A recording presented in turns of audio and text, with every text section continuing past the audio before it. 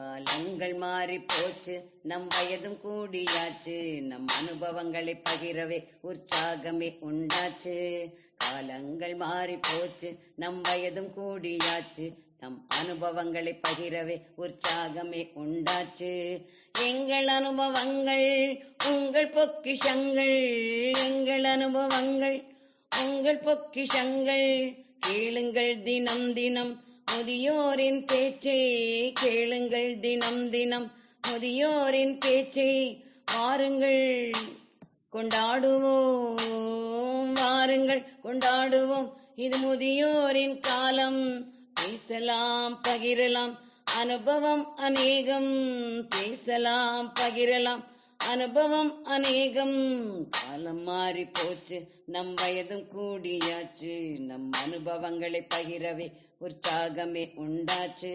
காலங்கள் மாறி போச்சு, நம் வயதும் கூடியாச்சு, நம் அனுபவங்களை பகிரவே உற்சாகமே உண்டாச்சு.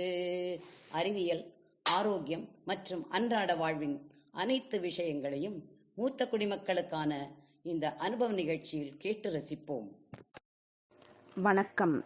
இந்திய அரசாங்கத்தின் அறிவியல் தொழில்நுட்பத்துறை, விக்யான் பிரசார் மற்றும் காரைக்குடி அழகப்பா பல்கலைக்கழகம் இணைந்து வழங்கும் அனுபவம் மூத்த குடிமக்களுக்கான சிறப்பு நிகழ்ச்சிகள்.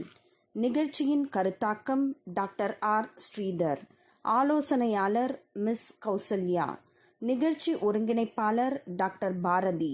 வணக்கம். தாவரவியல் ஆய்வாளர் மற்றும் இயற்கை ஆர்வலரான முனைவர் ராமானுஜம் அவர்களின் அனுபவங்களின் தொடர்ச்சி. நீங்க அறிவியல்ல சாதிச்ச விஷயங்கள் இல்லைன்னா மறக்க முடியாத சில அனுபவங்கள் அறிவியல் துறையில அப்படின்னா எதை சொல்லுவீங்க? யாராவது அறிவியல் மேதைகளை சந்திச்ச அனுபவங்கள் இதெல்லாம் எங்களுக்காக பகிர்ந்துகிட்டா நல்லா இருக்கும் சார். என்னுடைய ஆராய்ச்சி பயணம் ஒரு நீண்ட நெடிய பயணம் நான் சொன்னேன்னா இல்லையா? அதே போல நான் எந்த ஆராய்ச்சி, நான் என்னுடைய ஆராய்ச்சியை தொடர்ந்தேன். என்னிடத்தில் ஆராய்ச்சி மாணவர்கள் சேர்ந்தார்கள். அவர்களுக்கு ஒரு ஆய்வு கருத்தை கொடுத்து அதை பற்றி ஆராய்ச்சி செய்ய வைத்தேன். ஆனால் என்னிடத்திலே இருக்கின்ற ஒரு நல்ல பழக்கமோ அல்லது கெட்ட பழக்கமோ தெரியவில்லை. என்னுடைய மாணவர்கள் எது செய்தாலும் அது எனக்கு முழுமையாக தெரிய வேண்டும் என்று ஒரு கட்டுப்பாடு வைத்திருந்தேன். அப்படித்தான் என்னுடைய மாணவர் ஒருவர் தன்னுடைய இளமுனைவர் பட்டத்திற்காக மேற்கு தொடர்ச்சி மலையிலே ஒரு பகுதியை எடுத்து ஆராய்ச்சிக்கு எடுத்துக் கொண்டிருந்தார். இங்கே பிரெஞ்சு நிறுவனம் என்று ஒரு ஆய்வு நிறுவனம் புதுச்சேரியிலே இருக்கிறது. அந்த ஆய்வு நிறுவனத்துடைய ஒரு ஒரு கூட்டுறவு, ஒத்துழைப்பு, கொலாபரேஷன் சொல்ல, ஒத்துழைப்புடன் எங்களுடைய ஆய்வு அந்த காட்டிலே அவர்களுக்கு இருந்த ஒரு சிறிய வட்டாரத்தை இங்கே நாங்கள் ஆய்வை தொடங்கினோம். அவர் அந்த நிறுவனத்திலே பணி செய்து கொண்டிருந்தால அவருக்கு அந்த வாய்ப்பு எளிதாக கிடைத்தது. இது காடு தானே, அது எந்த வகையான காடு, எப்படி என்னுடைய மாணவர் ஆய்வு செய்கிறார் என்பதை பார்க்க வேண்டும் என்பதற்காக நாங்களும் ஒரு வாரம் அங்கே போய் தங்க வேண்டும் என்று கிளம்பி விட்டோம். அதிலே இந்த காட்டு எல்லையிலே இருந்து ஒரு 100 மீட்டர் போனால் போதும், சுற்றிலும் கும்மிருட்டு. எந்த பக்கத்திலே இருந்து சூரியன் வருகிறான், ஒளி வருகிறது என்று ஒன்றுமே தெரியாது. எங்கே ஆனும் நடந்து கொண்டே போனால் ஒரு இடத்துல ஒரு இடங்களிலே மரங்கள் விழுந்திருந்தால் அந்த இடத்தில் மட்டும்தான் வெளிச்சம் வரும். இல்லை என்றால் அது கிழக்கு மேற்கா என்று கூட தெரியாது. ஏற்கனவே போய் பழகியவர்கள் மட்டும்தான் போய் வர முடியும். அப்படிப்பட்ட இடத்திலே நாங்கள் போய்கொண்டிருந்தோம். போய்கொண்டிருந்த போது அது கரடு முரடான பாதை. ஆகவே நாங்கள் பாறை மீது ஒவ்வொன்றாக அடி எடுத்து வைக்கின்ற பொழுது திடீரென்று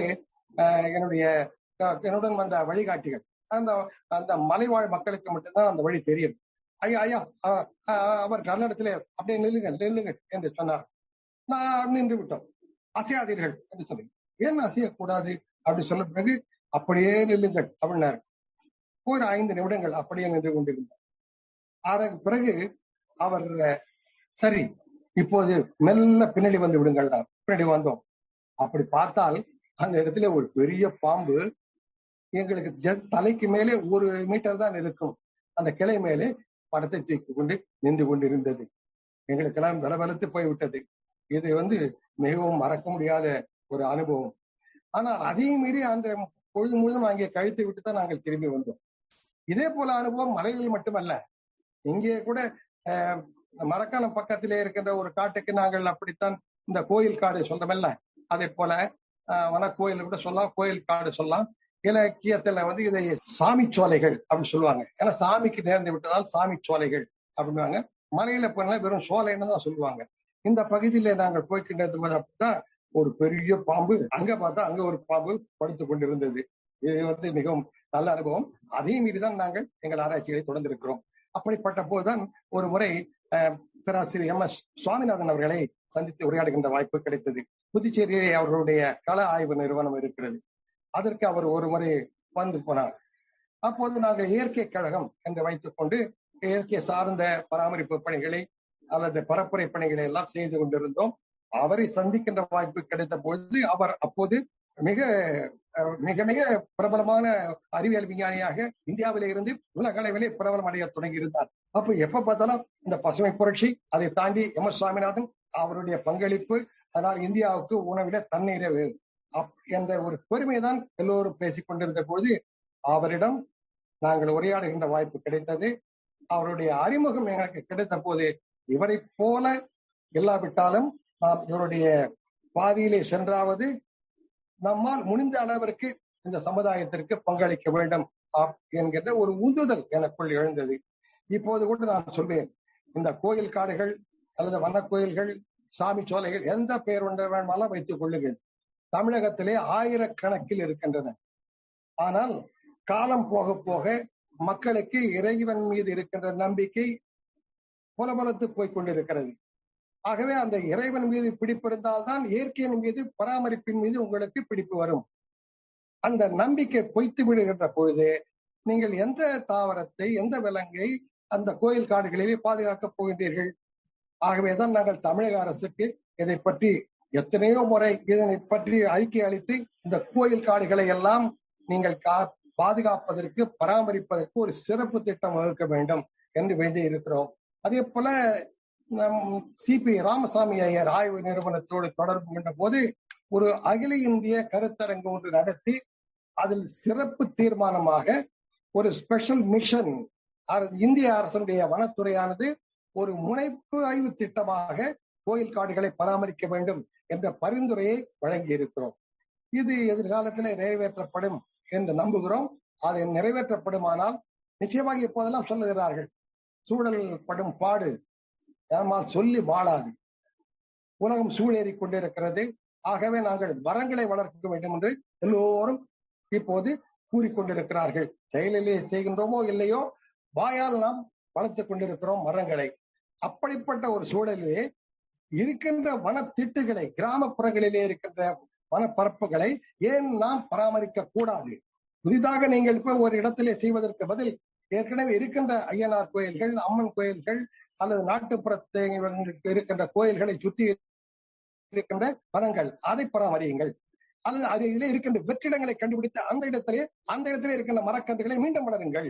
அதை முன்பு இருந்த அதே நிலைக்கு அந்த வனத்தை மறுபடியும் கொண்டு வாருங்கள், வனத்தை பாதுகாருங்கள் என்ற ஒரு வேண்டுகோளைத்தான் நாங்கள் எங்களுடைய ஆய்வின் முடிவாக இந்த அறிவுலகத்திற்கும் மற்ற பொதுமக்களுக்கும் எடுத்து வைத்திருக்கிறோம். நன்றி சார். உங்களோட அறிவியல் ஆர்வத்தை பார்த்தோம். அதனால சமுதாயத்துக்கு என்னென்னலாம் பலன் அப்படின்னு நீங்க பண்ணிட்டு இருக்கிறது எல்லாமே எங்களுக்கு ரொம்ப வியப்பாவும் சந்தோஷமாவும் இருக்கு சார். இப்போ எல்லாரும் அறிவியல் பத்தி படிச்சு தெரிஞ்சுக்கிறதுனால என்ன நன்மைகள் சார்? எல்லாருக்கும் ஒரு பேசிக்கான அறிவியல் அறிவு தேவைப்படுது அப்படின்றது இருக்கு இல்லைங்களா சார்? அதனால என்ன நன்மை அப்படின்றத நீங்க எங்களுக்கு எடுத்து சொன்னீங்கன்னா நல்லா இருக்கும் சார். அறிவியல் இல்லாமல் வாழ்க்கையே இல்லை என்றுதான் சொல்ல வேண்டும். உங்களுக்கு ஆன்மீகம் உங்களுக்கு மன நிம்மதியை கொடுக்கலாம். ஆனால் அறிவியல் தான் உங்களை எதிர்நோக்கி இருக்கின்ற சவால்களுக்கு தீர்வளிக்க முடியும். எந்த துறையை வேண்டுமானாலும் எடுத்துக்கொள்வோம். உணவுத்துறையாகட்டும், அல்லது உடல்நலத்துறையாக இருக்கட்டும், அல்லது பயணமாக இருக்கட்டும், எந்த துறையை எடுத்துக்கொண்டாலும் இன்றைக்கு அறிவியலுடைய கண்டுபிடிப்பு இல்லாமல் நம்மால் வாழ்க்கையை சுகமாக எதிர்கொள்ள முடியாது என்பதுதான் யதார்த்தம். இப்ப அண்மையில் வந்த COVID-19 என்று சொல்லுகின்ற கொரோனா நோயை எடுத்துக்கொள்ளும் தொற்று நோய். அந்த நோய் வந்த போது உலகம் ஆடி போனதா இல்லையா? நாங்கள் வரலாற்றை படிக்கின்ற பொழுது 1917 இன்றைக்கு 100 ஆண்டுகளுக்கு முன்பு இப்படித்தான் ஒரு தொற்று நோய் வந்த போது கோடிக்கணக்கிலே மக்கள் மாண்டு போனார்கள். கோடிக்கணக்கில், லட்சக்கணக்கில், கோடிக்கணக்கிலே மக்கள் மாண்டு போனார்கள் என்று படித்தோம். இப்படி கூட ஒரு வியாதி வர முடியுமா என்று எல்லோருக்கும் வியப்பு இருந்தது. ஆனால் நாம் இப்போது அனுபவித்துக் கொண்டிருக்கிறோம். ஆனால் இப்படி அனுபவித்துக் கொண்டிருக்கும் போது உங்களுக்கு எங்கே இருந்து தீர்வு வந்தது? நாம் மன உறுதிக்காக இறைவனிடம் வேண்டுகிறோம், நம்முடைய மனம் உறுதிப்படுகிறது, நம்முடைய நோய் எதிர்ப்பு சக்தி அதிகரிக்கிறது. அது உளவியல் சார்ந்த வலு. ஆனால் உடல் நலத்திற்கு பாதுகாப்பதற்கு நாம் என்ன செய்தோம்? உடனே தடுப்பூசி கிடைக்கிறதா என்றுதானே அங்கங்கே தடவி கொண்டிருந்தோம். அந்த அறிவியல் ஆராய்ச்சி தானே உங்களுக்கு உடனடியாக 6 மாதங்களுக்குள் உங்களுக்கு தீர்வு கொடுத்திருக்கிறது. அந்த தடுப்பூசி தானே இப்போது 50 லட்சத்துக்கும் குறைவாக உலக அளவிலே மரணங்களை தடுத்து நிறுத்தி இருக்கிறது. அது இல்லாவிட்டால் எப்படி நாம் ஒரு தீர்வு கண்டிருக்க முடியும் இல்லையா? ஆகவே அறிவியல் நம்புங்கள், அது உங்களுடைய வாழ்வையை வளமாக்கும் என்பதற்கு இது ஒரு சிறு உதாரணம் தான். இல்ல வரலாற்றை கூட நீங்க பாருங்களேன், எந்த விதமான சவால்கள் நமக்கு ஏற்பட்ட போதும் அதற்கு தீர்வு அறிவியலில் தான் வந்து இருக்கிறது. நம்முடைய புறவாழ்வு தேவைகளுக்கு, அகவாழ்வுக்கு நீங்கள் எந்த இறைவனை வேண்டுமானாலும் வேண்டிக் கொள்ளலாம், எந்த கோயிலுக்கு செல்லலாம், அல்லது எந்த புண்ணியம் செய்து கொண்டிருக்கலாம், எல்லாம் அது சரி. ஆனால் நம்முடைய புறவாழ்வு தேவைகளுக்கு அறிவியல் தான் சரியான தீர்வுகளை கொடுக்கிறது, கொடுத்து கொண்டிருக்கிறது, கொடுக்கும். நன்றி சார். அறிவியல் எவ்வளவு நம்ம வாழ்க்கையில முக்கியம்ன்றத சொன்னீங்க. நன்றி. இப்போ பாத்தீங்கன்னா சார், உங்களோட அறிவியல் பயணம் ஒரு லாங் ஜேர்னி. இது உங்களை எப்படி தன்மாற்றம் அடைய வச்சிருக்கு? நீங்க ஆரம்பத்துல இருந்ததுக்கும் இப்பவும் என்ன மாதிரியான மாற்றங்களை உணர்றீங்க சார்? அதாவது என்னுடைய சிறு வயதிலிருந்து செய்வன திருந்த செய் அப்படின்றதுதான் என்னுடைய ஒரு லட்சியம். எதை செய்தாலும் அதை முறையாக செய்ய வேண்டும், சரியாக செய்ய வேண்டும் என்பது என்னுடைய ஒரு குறிக்கோள். அப்படி இருக்கின்ற பொழுது ஆய்வு என்று நாம் எடுத்துக்கொண்ட பொழுது அந்த ஆய்வு அதனுடைய நோக்கம் ஒன்று இருக்கிறது, அதை அடைவதற்கான வழி ஒன்று இருக்கிறது. அதன் முடிவுகளை நாம் முதலிலே நிறைவு செய்து கொள்ள வேண்டிய கட்டாயம் இருக்கிறது. அதை உலகம் ஏற்றுக்கொள்ள வேண்டிய அளவிற்கு நாம் அதை நிரூபிக்க வேண்டிய கட்டாயம். இந்த படிகளை எல்லாம் நாம் கடக்கின்ற பொழுது உங்களுக்குள்ளே ஒரு தன்னம்பிக்கை வளரும். அடுத்தது எதையும் சரியாக செய்ய வேண்டும் என்கின்ற ஒரு விசாலமான பார்வை உங்களுக்கு கிடைக்கும், பரந்த பார்வை உங்களுக்கு கிடைக்கும். ஏனென்றால் அவர் செய்த ஆய்வு, இவர் செய்த ஆய்வு என்று இல்லாமல் எல்லோரும் செய்த ஆய்வும் சேர்த்துத்தான் உங்களுடைய ஆய்வுக்கு நீங்கள் ஒரு காரண காரியம் கற்பிக்க முடியும். அப்படி இருக்கின்ற பொழுது உங்களுடைய பார்வை விசாலமடையும், எதையும் சரியாக செய்ய வேண்டும் என்கின்ற உறுதி உங்களுக்குள் ஏற்பட முடியும். அடுத்தது, அடுத்தவருடைய ஒத்துழைப்பு இல்லாமல் உங்களால் சிலவற்றை செய்ய முடியாது என்கின்ற உண்மையை உங்களால் உணர முடியும். ஆக வாழ்க்கைக்கு தேவையான பல பாடங்களை அறிவியல் ஆராய்ச்சி எனக்கு தந்திருக்கிறது. அந்த வகையிலே அறிவியல் ஆராய்ச்சி நிச்சயம் ஒரு மனிதனுடைய வாழ்க்கையை செம்மைப்படுத்துவதற்கு உதவி இருக்கிறது என்பதை நான் நிச்சயம் ஒப்புக்கொள்வேன். நன்றி சார். இப்போ ரிட்டையர்மெண்ட்டுக்கு அப்புறமும் நீங்க அறிவியல் ஆராய்ச்சியை தொடர்றீங்களா? என்ன மாதிரியான ஆராய்ச்சிகள் இப்போ நீங்க பண்றீங்கன்னு நாங்க தெரிஞ்சுக்க முடியுமா சார்? அதான் முன்னே சொன்னேன், எனக்கு இயற்கை மீது ஆர்வம் அதிகம். நான் தேர்ந்தெடுத்த துறை ஒன்று சுற்றுச்சூழலா அல்லது உயிரியல் தொழில்நுட்பமா என்று பார்க்கின்ற பொழுது நான் இயற்கையை தெரிவு செய்து கொண்டிருந்தேன் என்று சொன்னேன். ஆகவே அப்போதே நாங்கள் மாணவ பருவத்திலே இருந்து பிறகு ஆசிரியர் பருவத்திலே கூட இயற்கை கழகம் என்ற ஒரு கழகத்தை ஆரம்பித்து, சுற்றுச்சூழல் கழகம் ஒன்றை ஆரம்பித்து அதன் மூலமாக சூழல் பராமரிப்பு பணிகளை செய்து கொண்டு இருந்தோம். அதிலும் குறிப்பாக நான் ஆய்வு களத்திலே இறங்கிய பிறகு சுற்றுச்சூழல் பிரச்சனைகளை மிகவும் ஆழமாக தெரிந்து கொள்கின்ற வாய்ப்பு எனக்கு கிடைத்தது. எனக்கு வழக்கமாகவே அதை நான் ஒரு பெருமைக்காக சொல்லவில்லை, எனக்கு பேச்சு திறமை கொஞ்சம் இருக்கிறது. ஏனென்றால் நான் பள்ளிக்கூடத்தில் படிக்கின்ற பொழுது என்னுடைய ஆசிரியர்கள் என்னை அதற்காக பயிற்சி கொடுத்து பேச்சு போட்டிகளிலே கலந்து கொள்ள செய்தார்கள். அப்படி இருக்கின்ற பொழுதுதான் விழுப்புரத்திலே பாரதி விழா நடந்தது. என்னுடைய 12வது வயதிலே நான் அந்த பாரதி விழாவிலே கலந்து கொண்டேன். அந்த கலந்து கொண்ட போது அந்த பாரதி விழாவிலே பேச்சு போட்டியிலே முதல் பரிசு பெற்றேன். முதல் பரிசை எனக்கு வழங்கியது கவியோகி சுத்தானந்த பாரதி. கவியோகி சுத்தானந்த பாரதியின் கையால் பாரதி விழா பேச்சு போட்டியிலே ஒரு முதல் பரிசு பாரதியினுடைய கவிதைகள் புத்தகத்தை நான் பெற்றேன். அந்த பாரதி விழா பேச்சு போட்டி தந்த அனுபவம் காரணமாக என்னுடைய பேச்சுக்களை அப்படியே வளர்ந்து கொண்டிருந்தது. ஆகவே நான் தெரிந்து கொண்ட செய்திகளை மாணவர்களுக்கும் இளைஞர்களுக்கும் சக தோழர்களுக்கும் ஏன் பரப்பக்கூடாது என்ற எண்ணம் என்னுடைய வந்தது போதுதான் பல்கலைக்கழகங்களிலே அண்ணாமலை பல்கலைக்கழகம், பாரதியார் பல்கலைக்கழகம், மதுரை காமராசர் பல்கலைக்கழகம், சென்னை பல்கலைக்கழகம் போன்ற பல்கலைக்கழகங்களிலே பணிபுரிகின்ற என்னுடைய நண்பர்கள் என்னை அழைத்து சுற்றுச்சூழல் பிரச்சனைகளை எல்லாம் அந்த கருத்தரங்கிலே பேசுவதற்கு வாய்ப்பளித்தார்கள். அதன் மூலமாக என்னால் சுற்றுச்சூழல் பிரச்சனைகளை பல மக்களிடத்திலே, மாணவர்களிடத்திலே பரவலாக கொண்டு செல்ல முடிந்தது.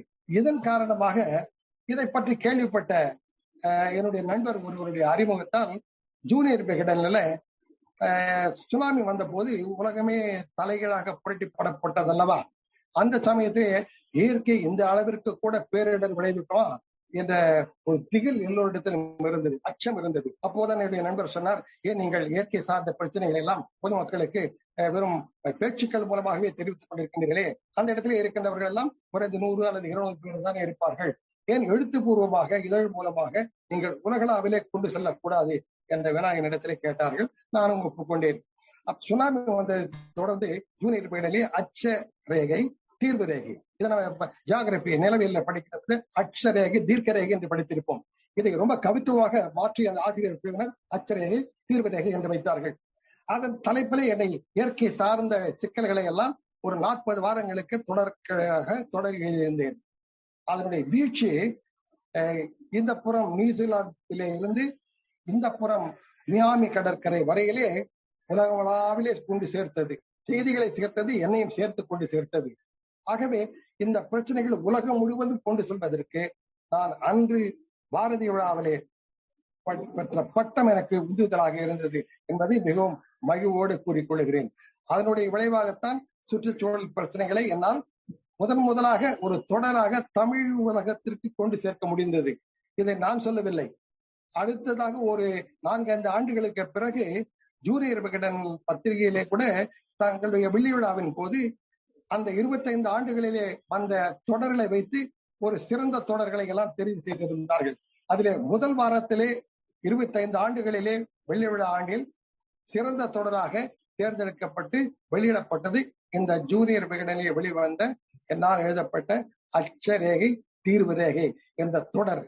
இதன் மூலமாக உலகம் முழுவதும் சுற்றுச்சூழல் பிரச்சனைகளை கொண்டு சேர்ந்ததை அந்த நிறுவனத்திற்கு வந்த 100கணக்கான கடிதங்கள், எனக்கு வந்த ஏறக்குறைய 50-60 மின்னஞ்சல்கள் எனக்கு தெரிவித்திருக்கின்றன. இதை விட ஒரு அறிவியல் பரப்புரை பணிக்கு வேற என்ன சான்று வேண்டும்? மிக்க நன்றி சார். உங்களோட அறிவியல் ஆராய்ச்சி அனுபவங்களை எங்களுக்காக விரிவா பகிர்ந்துட்டீங்க. உண்மையிலே உங்களோட அறிவியல் அனுபவங்கள் எங்களுக்கும் ஒரு படிப்பினை. இதை வச்சு நிறைய அறிவியல் ஆராய்ச்சிகள் தொடரணும் அப்படின்னு நாங்க எல்லாருக்கும் இன்றைய சமுதாயம் இன்னும் இதை நீங்க ஆசைப்பட்ட கனவுகளை நிறைவேற்றணும்னு வேண்டிக்கிறோம் சார். சிறிதும் சோர்வடையாமல் அனைத்து கேள்விகளுக்கும் சளைக்காமல் பதிலளித்த இயற்கை ஆர்வலர் முனைவர் ராமானுஜம் ஐயா அவர்களுக்கு நிலா சமுதாய வானொலியின் சார்பாக நன்றியை தெரிவித்துக் கொள்கின்றோம்.